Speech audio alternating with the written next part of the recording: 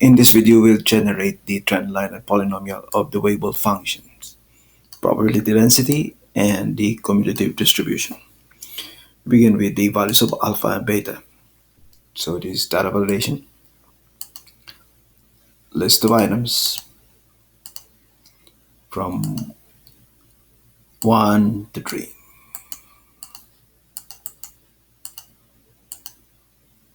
So we can start with 1 for beta. So data validation, list of items, again from 1 to 3. And we can start with 1. And for K, which is data validation, list of items 0 or 1. And we can start with 0. Now the Weibull function in the probability density function. Array formula, Weibull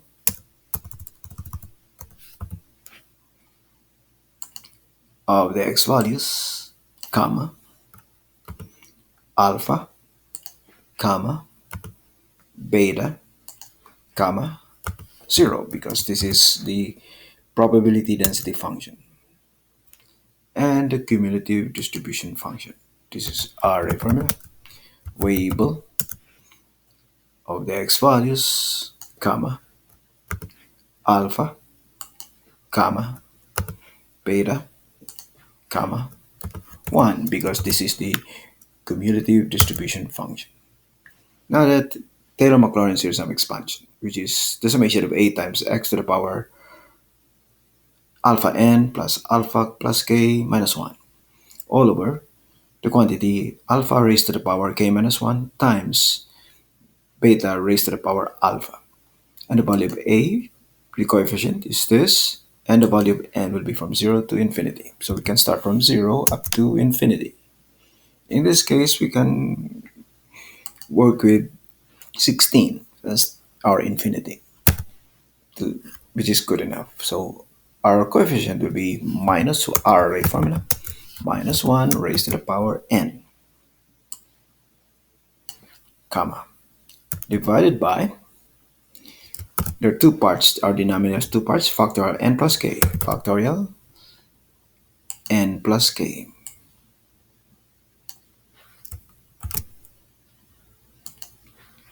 And the second part, beta raised to the power alpha n. So beta raised to the power alpha n.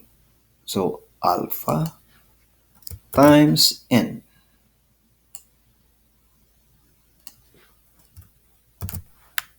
And enter. Now we continue with the Taylor-Maclaurin series sum expansion. This is our formula, series sum of the x values raised to the power alpha n plus k minus 1. So the starting point will be alpha plus k minus 1 and incremented by alpha n, where n is from 0 to infinity. So 1, 2, 3, 4. So it is incremented by alpha. So comma, our starting point will be alpha plus k minus 1. That's the starting point. And the increment will be alpha n. So it will be, on our n will be 1, 2, 3 incremented by 1. So this will be alpha. That's the increment. And the coefficient, our coefficient a will be this range. And now they have completed the series sum, the denominator. So this is divided by, there are two parts, alpha raised to the power k plus 1, k minus 1. So alpha raised to the power the quantity k minus 1, k minus 1. That's the first part. Times the second part, beta raised to the power alpha, beta raised to the power alpha. And enter. And we'll chart this. Insert chart. and we use scatter chart. And we show the trend line from the series, show the trend line, polynomial to the 6th degree. For the label, use the equation. For the legend, position at the bottom. For the vertical axis, the number format, none. And we'll change this yellow to green. So series, the WEIBULL, the green, change this, the yellow, change it to green to match our data set. And for all series, the point size will be maximum, except for the, that's maximum, except for the expansion, point size will be none. But the line thickness will be maximum. So here's our trend line and polynomial to the 8th degree. We'll calculate these polynomial regression coefficients using the LINEST matrix.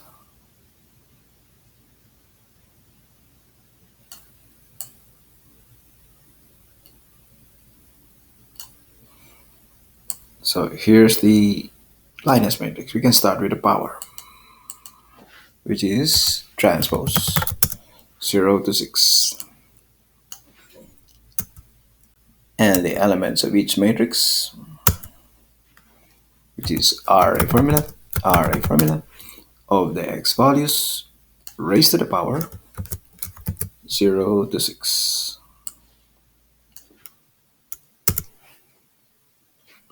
Now we can calculate the polynomial regression coefficient using LINEST. LINEST data y, starting with the probability density function, and data x. And the expansion, LINEST data y and data x. And finally, the cumulative distribution function, data y and data x. And let's compare our polynomial regression coefficients against the chart.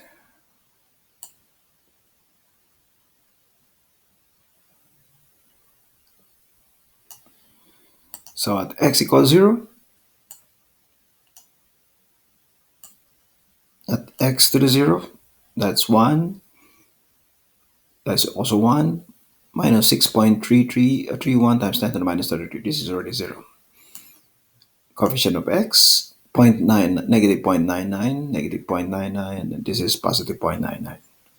Coefficient of x squared, 0.497, 0.497, minus 0.497. Coefficient of x cubed, negative 0.16, negative 0.16, positive 0.16. Coefficient of x squared, that's 0.0356, 0.0356, negative 0.0356. Coefficient of x to the fifth, that's 4.99 times 10 to the minus 3, negative 0.499, also negative 4.99 times 10 to the minus 3. And this is positive 4.99 times 10 to the minus 3. X to the sixth, 3.3 times 10 to the minus 4.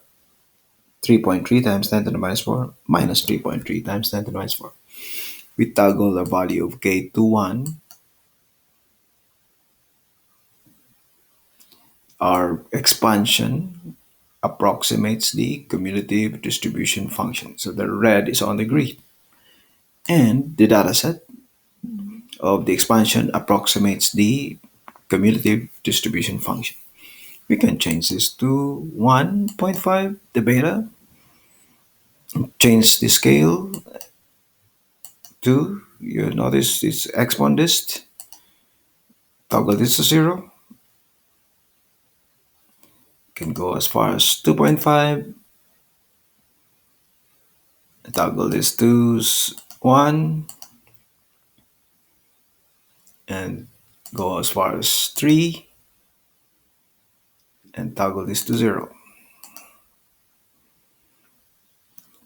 You can change this to 1.5.